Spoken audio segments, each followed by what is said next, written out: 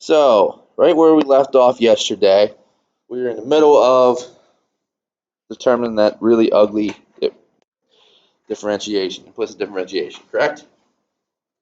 So we were right here. What I was doing, I was trying to separate things so I can get this dy dx out and I'd be able to divide it. Because at this point I have it in this term here and this term. I can get that on one side, everything else on the other side, and simplify from there. So let's keep rolling. I'm gonna have 12y x squared. Make sure I'm at the same step. Yep, we're right there. All right, so I'm gonna get the dy dx stuff on the left side, everything else on the right. So I got 12. I'm just gonna factor it out in one spot. You guys all right with that? Just factor it out in one. Save some time. All right, so I'm gonna factor out this 12y, which is right here from this guy, and then so I took the dy dx from that, so it's gonna be 12y x squared plus y squared. And then on the right side, I have that 100x dy dx. So if I take out the dy dx, I'm going to have negative 100x. All right. Then on the right side, I'm going to take over that first term, and I have the 100y. So I have 100y minus 12x, x squared plus y squared. Okay. So from there, I'm ready to divide, right? Divide both sides by this stuff. So I'm just going to rewrite the order a little bit. 100x plus 12y x squared plus y squared. So that gets me to there. Okay. It feels like I should be able to simplify that, doesn't it? But there's really not much I can do. Divide everything by 4. That's about all I see. Every term by 4, so it's going to give me 25y minus 3x x squared plus y squared over negative 25y, no, x plus 3y x squared plus y squared. Gets me to there. All right, so now what I wanted to do, I wanted to find the slope of the graph at that point of 3, 1, right? So let's look at 3, 1. Oh, I just have that big thing right there, that big derivative. I can take that, just plug the numbers in. So if I plug that in, I have dy dx equals, put a 1 in for every y, and x in for every, a 3 in for every x. So 25 times 1 minus 3 times 3 times 3 squared plus 1 squared all over negative 25 times 1 plus 3 times 1 times 3 squared plus 1 squared. Well, I'm plugging it in. Yeah, I simplify the first part. I'm looking at 25. The heck? 25 minus 90, I believe. 9, 10 times 3 times 3. Yep, 90 over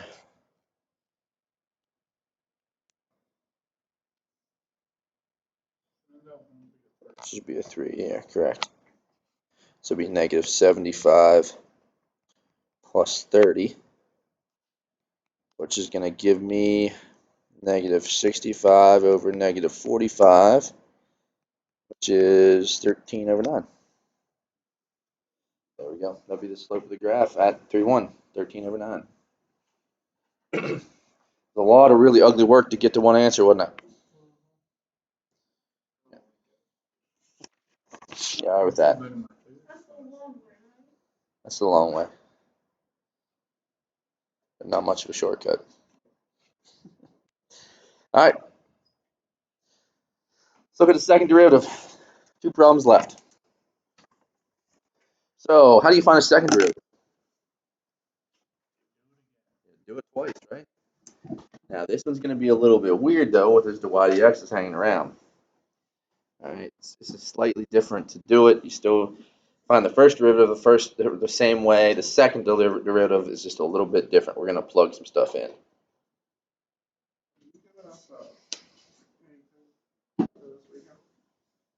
There'll be a homework assignment on this, but it won't be a graded assignment or anything.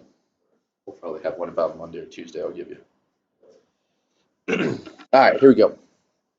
So let's find the second derivative of x squared plus y squared. And we're going to evaluate that at the point. Now, think back. We have first derivative is something, second derivative is something. You guys remember what it is? First derivative starts with a V. Vector. Vector. Vertex. Not vertex. Victor. You probably use it in physics a lot. Another word for speed. Velocity. So the first derivative is velocity. What's the second derivative? Acceleration. Acceleration. There we go.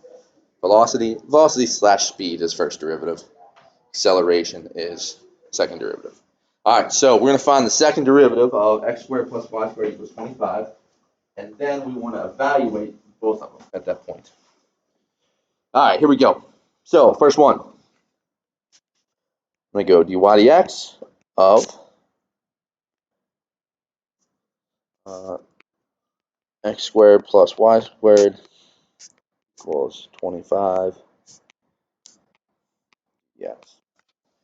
And this, again, that's a step you could probably skip if you really wanted to. All right, differentiate both terms. What's the derivative of x squared? 2x. What's the derivative of y squared? And dy dx. Good. Okay. What's the derivative of 25? 0. Get dy dx on the left side, everything else on the right. So I have 2y. dy dx equals negative 2x. Divide both sides by 2y. So dy dx is going to equal negative x over y. That doesn't feel bad at all there, does it? You handle that one? All right, so let's just check it at that point. So it's the point negative 3, 4. So at negative 3, 4, I got negative 3 over 4, which is 3/4. That was simple, right? All right, now second derivative is where it kind of gets a little crazy. So we want to find d2 dy over dx squared. Just means second derivative. That's all it means. Okay, the second derivative of x is second derivative. That's how you say that, really. All right, and we want to do that to negative x over y. Well, what do we make this? Negative x over y is a quotient rule now, right? Low d high minus high d low over the square of what's below. All right, so low is what? The whole thing's negative, but low is y. What's the derivative of x? 1 minus high, which is x, d low. What's the derivative of y? 2y dx. Over the square of what's below. So I have y squared. All right. Now, all right, we're not done. We're going to get a whole number. Pretty darn close to it. Now, what's something you see up there on that top right that feels like there's no way we can simplify it? That'd dy dx, right? But don't we already know what dy dx is? Right there, isn't it? So let's make this y minus x times negative x over y. That's already dy dx. So I plugged it back in. All right, now if I want to find some, I'm going to have to combine some stuff here momentarily. I can multiply those, so I'm going to have negative y minus plus x squared over y squared, right? Now I have a fraction and a fraction, and I can find a common denominator. Let's just multiply every single thing by y.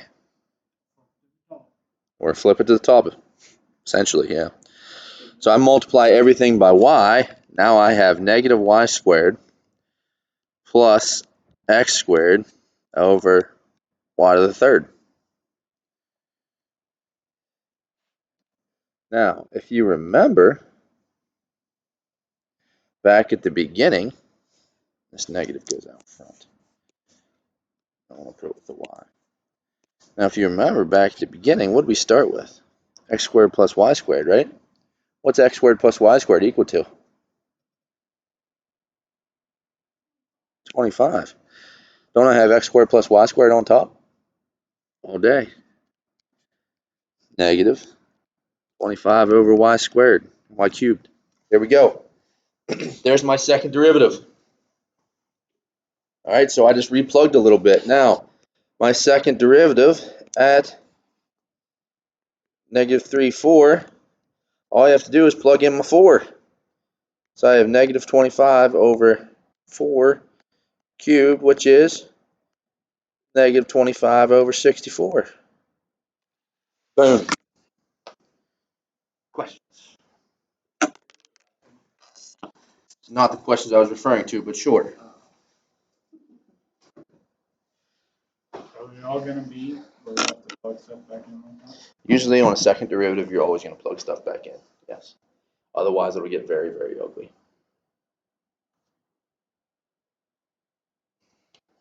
I think we've got enough. We got one more on the page. Let's knock it out.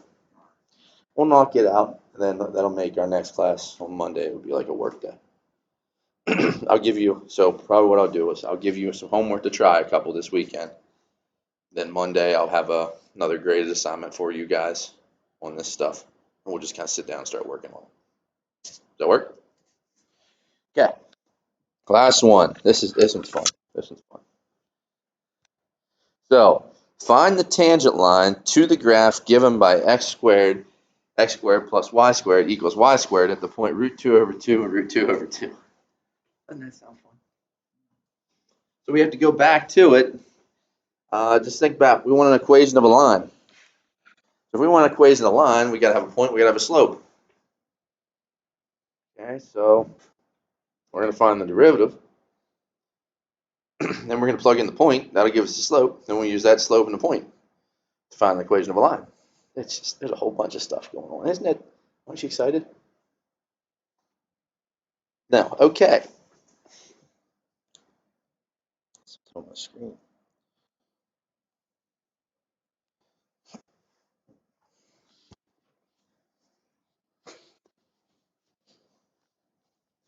All right. So let's find the derivative. Before I even start, I'm going to bring that y over. Just get everything on the same side. You all right with that? And I'm going to go ahead. I want to get rid of that parentheses because otherwise we're doing chain rule. See what I mean? So I'm going to go ahead. I'm going to distribute this, and I'm going to take this over. Just make life easier on myself. So now I'm going to find the derivative, d dx, of x to the fourth plus x squared y squared minus y squared.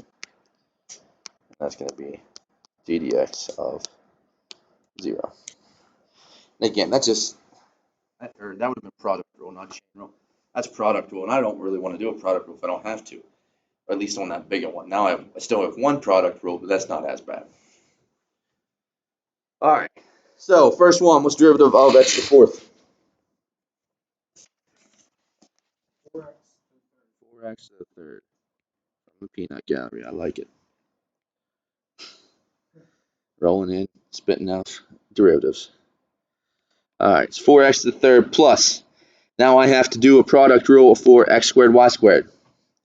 So 1, x squared. D2, what's derivative of y squared? dy dx, yep. 2y dy dx. plus 2 d1, which is going to be 2x and then y squared, right? And then I have to differentiate the negative y squared, so that's going to be minus 2y dy dx. And then that's just equal to 0. All right, all the dy dx is on one side, everything else on the other. So I'm going to factor out the dy dx. It's going to leave me with 2y x squared minus 2y from these two terms. And then everything else I'm going to take to the right side. So I'm going to have negative 4x to the third minus 2xy squared. Divide by here.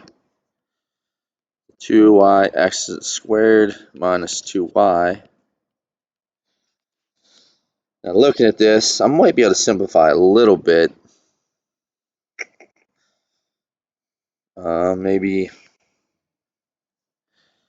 can I factor out?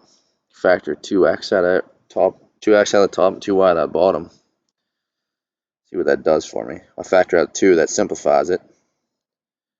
Negative 2x squared. I took a negative 2 out of the top. Plus y squared over 2y x squared minus 1. 2's are gone. Looks like this is all the further I can go then. Negative x, 2x squared plus y squared over y x squared minus 1. I think that's about how further I can go. Alright, so there's the derivative of it. Now let's take it and let's evaluate it at root 2 over 2 and root 2 over 2. So there's going to be a whole heck of a lot of root 2's over 2 here. Alright, so I'm going to have 3y dx equals negative root 2 over 2 parentheses 2 times root 2 over 2 quantity squared plus root 2 over 2 quantity squared over root 2 over 2 parentheses root 2 over 2 quantity squared minus 1. Alright, so on top, root 2 over 2 quantity squared, that's going to be 2 over 4, which is 1/2. This guy becomes a 1. This guy becomes a 1/2. You alright with that? Yeah? So on top, I'm going to have negative root 2 over 2 times 3/2. So I have to add 1.5. Over the bottom, I'm going to have root 2 over 2. This is going to be, again, 1/2 minus 1 is going to be negative 1/2. 2 over 2 is gone, leaving me with negative 3 over 2 over negative 1/2. Now we're going to flip it from the bottom to the top. All right, and that's going to give me 6 over 2, which is 3. All right, this is my slope. Now I have a slope, I have a point. Plug it into point slope form.